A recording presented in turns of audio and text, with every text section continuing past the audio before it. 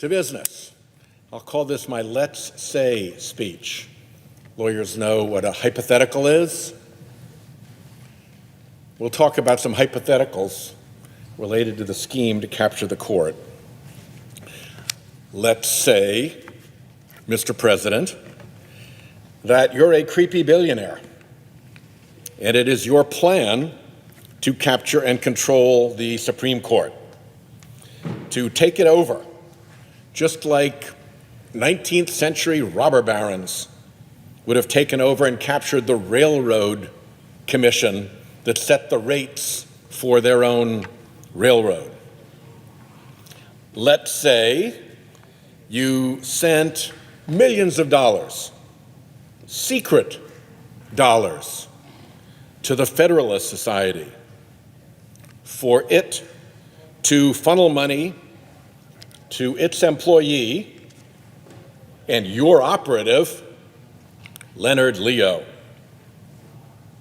Let's say that Leonard Leo got his cred with you and your right-wing billionaire pals when he helped you kill the nomination to the Supreme Court of President George W. Bush's friend and White House counsel, Harriet Miers, a political hit job from the far right against a Republican president's nominee, which produced none other than Sam Alito. Let's say you also sent millions of dollars to Leonard Leo's Judicial Crisis Network, a fictitious name front group for another front group operating out of the same hallway, on the same floor, in the same building as the Federalist Society. Let's say you sent Judicial Crisis Network secret millions of dollars, checks as big as $15 million, checks as big as $17 million to run ads against Merrick Garland, to help Mitch McConnell block his confirmation by the Senate. Let's say you also send millions of dollars, secret dollars, identity laundered through front groups like 501c4s and Donors Trust, which exist for the purpose of scrubbing off your identity from your money. And through the 501c4s and through Donors Trust to Republican political groups like super PACs controlled by Mitch McConnell. And let's say with those secret millions funneled into those super PACs, you acquired loyalty and obedience from Republican political figures.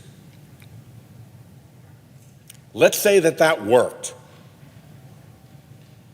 Let's say that for your millions of dollars to the Federalist Society, the Federalist Society allowed you to use its name on a list of Supreme Court nominees that you and your right-wing billionaire pals and Leonard Leo cooked up. A list that the Federalist Society never considered or approved, never an agenda item, never a vote, but a list from some back room of the Federalist Society, pulled together by Leo and the billionaires, that candidate Trump promised to follow. And let's say that for that Trump promise to let you pick Supreme Court justices, you agreed to hold your nose and not object to Trump's candidacy. Let's say that Trump kept that promise and nominated your chosen ones to the Supreme Court. And let's say that when Trump kept that promise and nominated your chosen ones, you sent millions more to the Judicial Crisis Network and to Mitch McConnell's political operation, not just to stop Merrick Garland, but to push the confirmation of your chosen ones, Neil Gorsuch, Brett Kavanaugh, and Amy Coney Barrett. Let's say that you funded dozens of front groups to bring cases and to file briefs at the Supreme Court at your orchestrated direction. 10, 11, 12, in one cases 50 at a time, like piano keys on the piano. And you sent that message through those front groups in those briefs to remind your chosen ones what it is exactly that you wanted them to do in those cases. And let's say that the chosen ones produced an amazing, statistically stunning record of doing in the opinions they produced just what your front groups asked. Let's say you and your fellow billionaires played your front groups like piano keys, and your chosen justices harmonized perfectly with their direction. And let's say that to keep your chosen ones loyal and happy and entertained, you secretly paid for their personal lives. You paid for family tuitions. You bought family houses and let family members live rent-free. You paid for lifestyles of the rich and famous level vacations, including free travel to resorts, on private jets, travel on private yachts, and you gave them expensive gifts, and you directed money to their spouses, and of course you hung out with them. And let's say that that last part,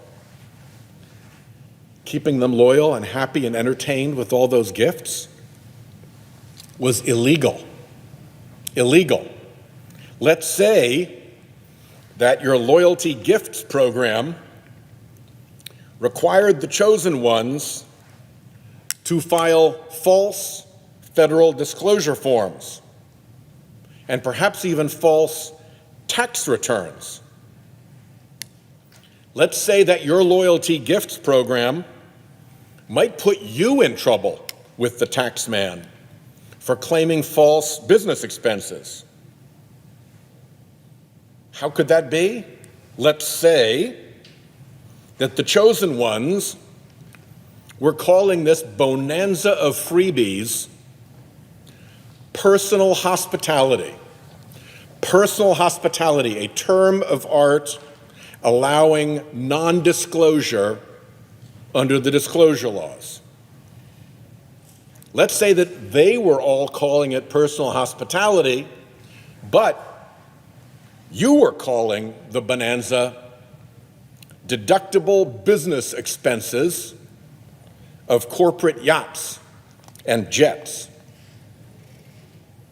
Then it wouldn't all add up. That's a lot of let's say, I know, but that's about what we're looking at with the Supreme Court right now. We know it's not one right-wing billionaire, but a whole bunch of them.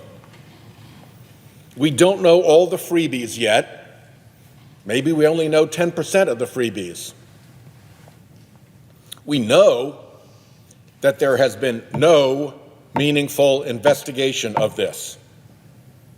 So there's lots left to learn. And that's our job in Congress, to investigate malfeasance in government and expose abuse so the citizens can see what's been going on and laws can be changed to better protect against that kind of abuse. So, let's say Congress starts doing its job and starts asking nosy questions. What's a creepy billionaire to do? That's easy. You lawyer up. You refuse to cooperate. You're a billionaire, remember? So you can pay lawyers $1,000 an hour until the cows come home and not even notice it. 1,000 hours of $1,000 lawyering wouldn't cost you 1,000th of your wealth. You live above the law, sheltered by your billions. You actually direct the law through your chosen ones on the Supreme Court. The impertinence of being investigated is insufferable. So, this is what you send. Here are two actual lawyer letters. One was sent by the lawyer for the billionaire Harlan Crow. The other was sent by the lawyer for the billionaire's operative and his painting mate, Leonard Leo. When I say painting mate, I mean this painting that Harlan Crow, the billionaire, has of his time with Clarence Thomas, one of the chosen ones, and Leonard Leo, the operative. Couldn't be more cozy. So, you send these letters. Leo, by the way, has himself joined your Billionaire Boys Club.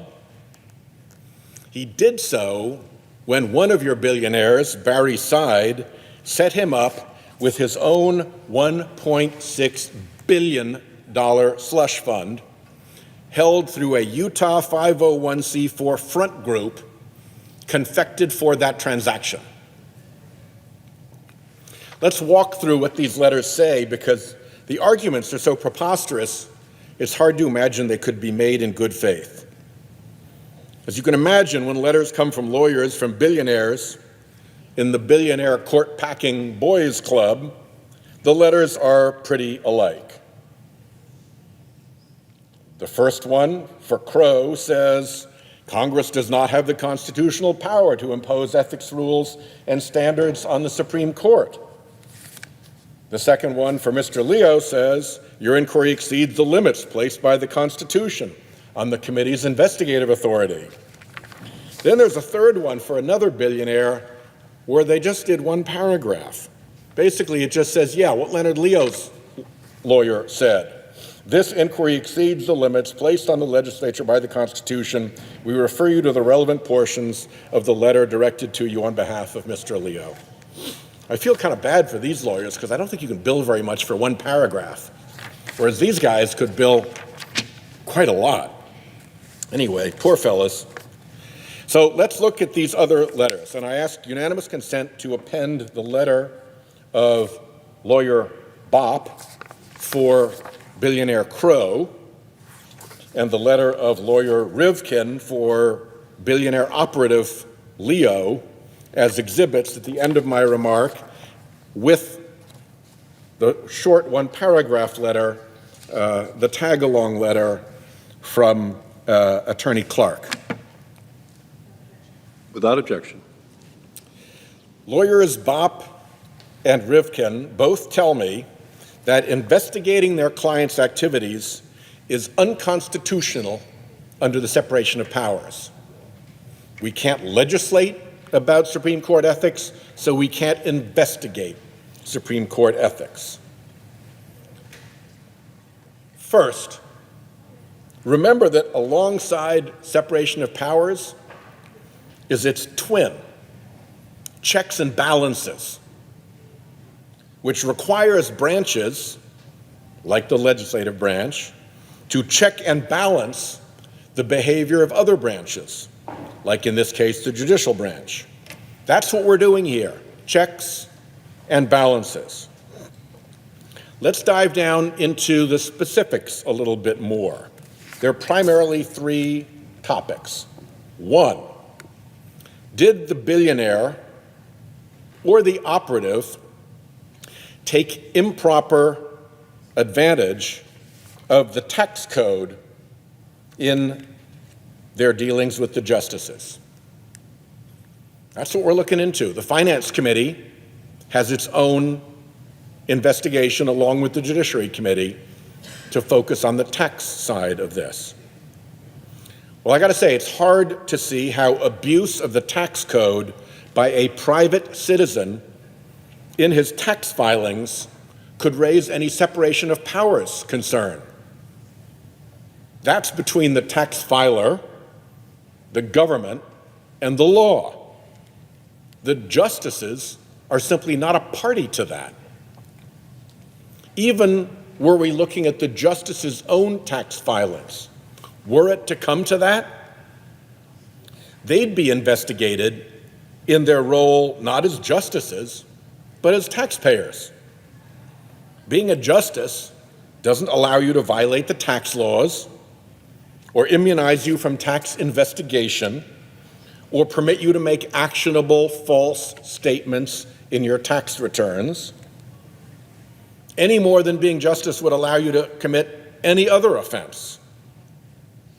So there's tax abuse. Issue one, no visible separation of powers angle to it. Issue two, did the justices receiving gifts and emoluments from the billionaire or the operative properly report them? Or did the judicial gifts reporting system fail here? The billionaire's lawyers say, that's not our business.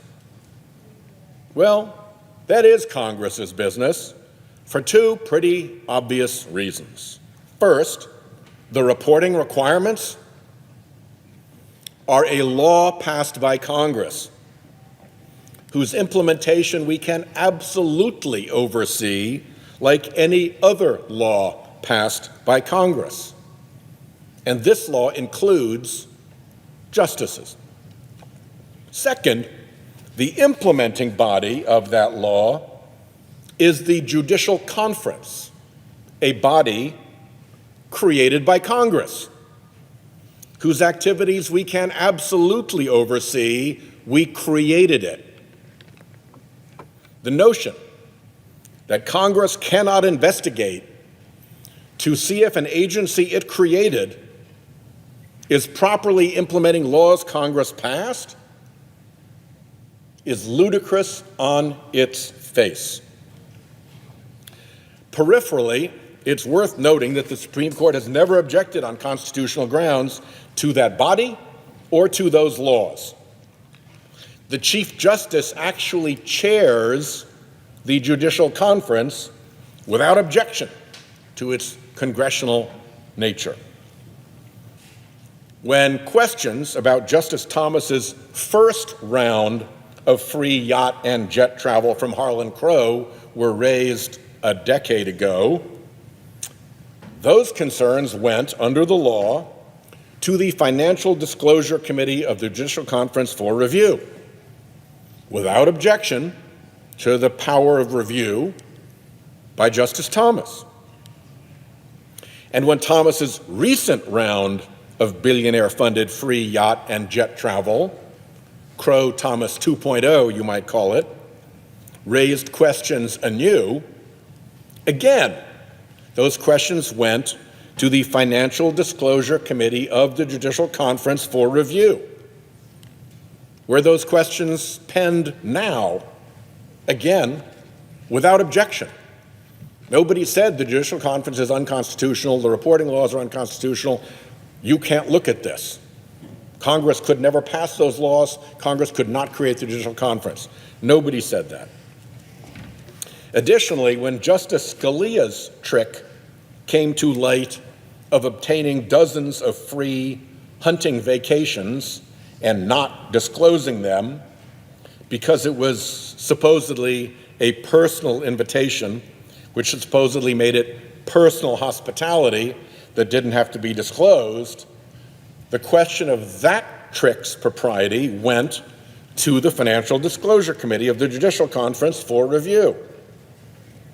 The conference shut that trick down firmly. And Justice Thomas conceded he would abide by the Judicial Conference's determination, again, with no assertion that there was anything unconstitutional about it. So the separation of powers argument, in addition to making no sense, founders on the decades-long acceptance in real life by Supreme Court justices of our congressional role through these laws and through the Judicial Conference. Here's another argument they make. This is an interesting one. We've been too mean. We've been too mean looking into these facts. They tart that argument up in constitutional terminology, but that's it in a nutshell. I have used the analogy describing Leonard Leo's role in the billionaire's court capture scheme of a spider in a web. They think that's too mean. The problem with that too mean argument is that it assumes the result. If, in fact, there is a secret operation to capture and control the Supreme Court for the benefit of special interests, and if, in fact, Leo is its key operative, it's not actually all that mean to make an analogy to a spider and a web. It's actually pretty mild and quite descriptive. The accusation that we are doing this just to be mean and that it's unfair to ask questions presumes that there is nothing secret and sordid and wrong that would be revealed by our investigation. It's a little like saying the police can't investigate me because it would be unconstitutionally unfair because I'm so innocent. Well, that's what the police investigation would reveal. Just as this congressional investigation, unless successfully obstructed by the billionaires, might very well reveal a dark episode of secret corruption of our highest court, perhaps even the most covert, most persistent effort at judicial corruption in our country's history. To be continued, Mr. President. I'll be back with more of this story. And with that, I yield the floor.